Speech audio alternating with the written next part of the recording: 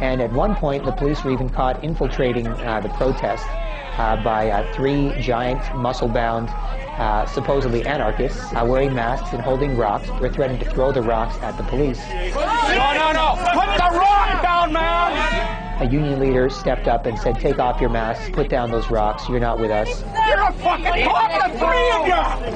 Go on, it's our line! These 3 guys are cops, everybody! Eventually, they ripped the masks off the guys, and the guys dove behind the police line. And that was all. It was caught on tape. It was exposed. They were exposed as infiltrators because they were wearing the same boots as the officers who arrested them. Plus, of course, you know, who dives behind a police line for protection if you're a protester? It's something that most protesters would be scared to do, to dive into a bunch of police who are there, you know, menacingly, you know, staring at them. As we confirmed yesterday, the 3 people in question were indeed Sûreté du Québec police officers performing their duties. And what that shows is the fascist lengths which the Canadian government will go to protect the information about this trade deal. In 2005, when you signed the Security and Prosperity Partnership, were you aware at that time of any plans to integrate the countries of Canada, US, and Mexico into a North American community similar to a European Union? And considering that the fact that there was no referendum from the people on this agreement, as a former Bilderberg attendee, could you please describe what your intentions were when you signed the SPP on behalf of the Canadian people? Well, okay. I attended one Bilderberg meeting. I'm not sure they ever invited me back, but just to make sure, I've also gone to a Maple Leaf hockey game. That doesn't mean I'm a Maple Leaf fan. Yeah. And what exactly is the Bilderberg Group? Well, it's a group of probably around 125 to 130 people that meet every year, heads of state, you know, presidents, prime ministers, the heads of the Federal Reserve and Bank of Canada, and multinational corporations like British Petroleum and Coca-Cola, and heads of media, and all these really influential people who hold a lot of weight and have the ability to affect change in the world. That's who meets at the Bilderberg meetings every year. The name itself, they don't even technically have a name. Bilderberg is the name of the hotel where they first met back in 1954. I believe the meeting was first organized by Prince Bernhard of the Netherlands. And they've been meeting every year since then to, I guess, stage manage as best they can world events and further control the world's resources. So they've tried to remain secret for a long, long time, and it's only recently that the general population is starting to become aware of the Bilderberg Group. I mean, people at G8 summits, you know, people think, well, there's a lot of power, there's a lot of influence right there to affect change, and look at the protests that show up to G8 meetings. The people at Bilderberg have way more power and influence than anyone at G8 meetings, yet there's a media blackout.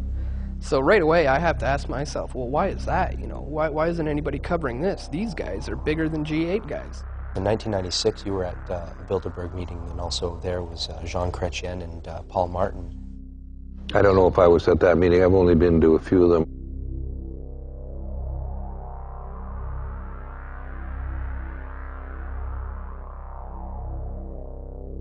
Bilderberg and Trilateral are not really think tanks. They simply individuals who get together who are from business, the political world, the media, others, and discuss ideas.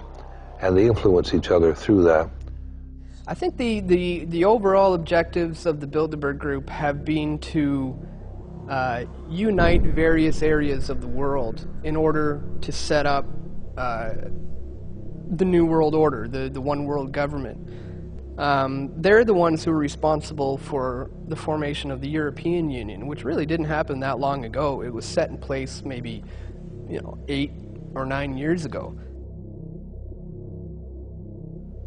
So those are the guys who have the influence and the power, And they are the ones who are also going to be setting up the North American Union over here, and there's also going to be an Asian Union and an African Union, and those are the guys who are working to bring it together.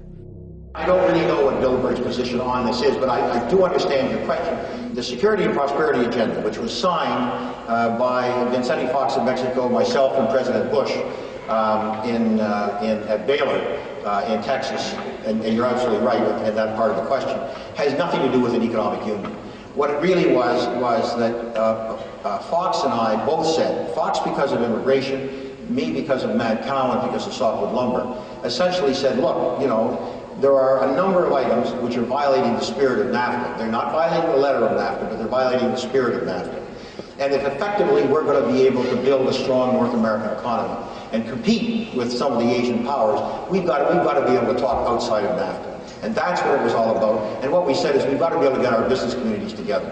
Because I felt very strongly that we were having a terrible time with Congress on softwood lumber. And I really felt that if the Canadian business community was able to deal directly with the American business community and point out some of the stuff, it would give us a bit of a leg up. I can tell you it has nothing to do with any kind of a union. There was a meeting held in Banff between military, political leaders, private business from Mexico, Canada, and the U.S. to discuss issues surrounding North America. But the meeting was closed off to the public, kind of veiled in secrecy. What kind of stuff was discussed at this meeting regarding the future of North America? That was the meeting that Peter Lougheed and George Shultz coordinated? Yeah, it was the one, it was at a hotel in Banff, I believe. Yeah, I think Peter Lougheed coordinated that from the Canadian side. I don't remember exactly. There were general discussions about issues that each country faced, and we had, as I recall, there were some fairly senior people from the U.S. that were present. Yeah, I remember them saying Donald Rumsfeld might have been down there at that time. No. No, he wasn't there? See, this is what happens when media was cut off from it. That's why you get misinformation, disinformation. Once you get the media out of things like this, they can't report authentic I can guarantee you get misinformation when the media is present also. Oh, absolutely, absolutely. Why keep the media out of it? If there's so many important people there, some big decisions could be made that could help inform the public more. But it was not a decision-making group. I mean, I was there. I'm just a lawyer from Toronto and Ottawa, you know, so I have some experience, and I can talk knowledgeably about the issues that we face, but I'm not making any decisions. I don't hold any office. I don't buy into the conspiracy theories around meetings. I think some of that is deliberately misinformative. You know, do we need the media to be probing and to be asking questions? Absolutely. And there's no doubt about that. Can you have meaningful, productive meetings with the media present? Sometimes. Sometimes you don't, you know, if the media are present, you don't have a meeting. So, you know, you just have to, you have to do things, you know, with a certain practicality to it. You have three primary groups that have been working on this for some time, more pronounced since the Second World War, but there are three key groups involved, and this is the Council on Foreign Relations, or its sister arm in Canada is the Canadian Council of Chief Executives, which is about 150 executives of corporations which control over $3 trillion in assets in Canada. The Trilateral Commission, which is by and large looking for this world integration. And the Bilderberger Group, which is a group of individuals who see this whole new role for society, building this global elite of integrating all of the countries together under one global single parliamentary command.